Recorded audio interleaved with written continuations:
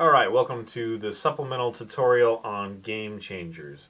I've had a couple questions about game changers, so I wanted to make sure I got a tutorial here for them. So the game changers are very special cards.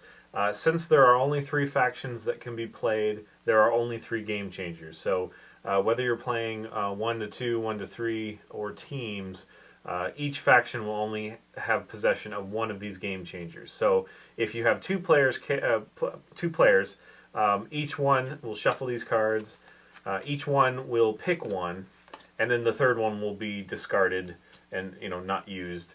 You keep these secret from each other, but you can look yourself to know what they are, to know when best to play them. So that's how that works. If there are all 3 players or all 3 factions being used in team play, then there's one for each of you. All 3 of these game changers are very different, and they're all very powerful, and they all have different times when best to play them. We'll start with Capture Enemy. Capture Enemy, if you have this game changer, it means that, say you're fighting the Bloodfallen. I've got Sinful Black here. Let's say that Sinful just became wounded. He's got 39 health. If I am fighting against him, I can play this card, and immediately it will capture Sinful Black and remove him from play. So basically it's removing him from the possibility of being played again in a future battle, and it's removing him from that battle. It's defeating him and removing him from the player's hand. All game changers will require the offensive phase, so you'd have to do this in an offensive phase as your offensive phase in lieu of a strike chain or a special, and they are unstunnable. So if I played this against Sinful in my offensive phase, he couldn't play a stun to stop me. There's nothing he can do to stop me. As long as he's wounded, he's captured, and he now belongs to me. Yeah, will just be kept out of play.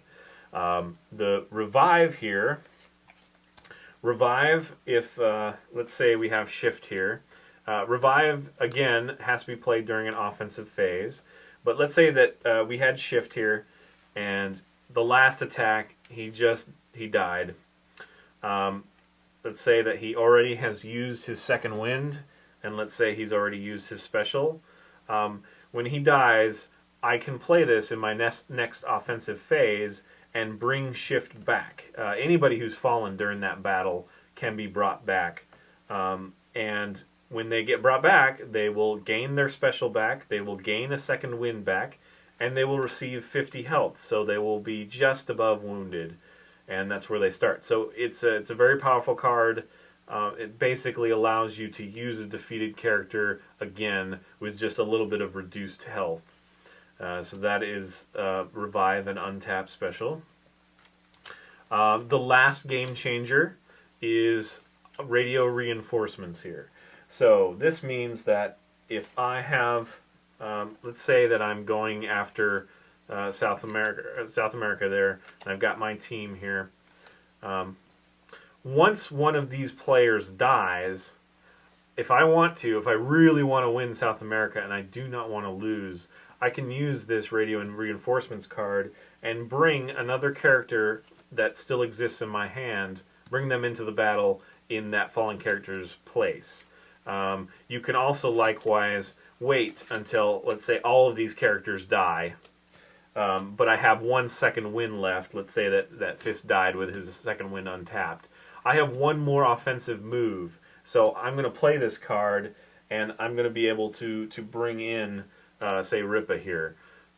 So that is a good time to use that, is when all the chips are down, you're down to your last and they get killed off, but you still have a second wind. It's a perfect time to radio in reinforcements, as long as you think that you can win the battle. If you watch our playthrough tutorial, you'll see that I did this with bringing Grima in against Nick, and Nick was still able to defeat me, so it might not have been the best time to use that.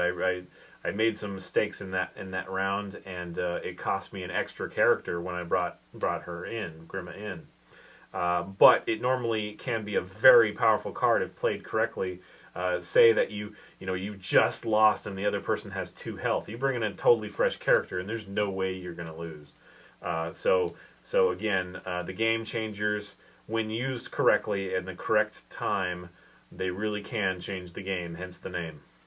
So that's it. I just wanted to get a quick tutorial out there about the game changer.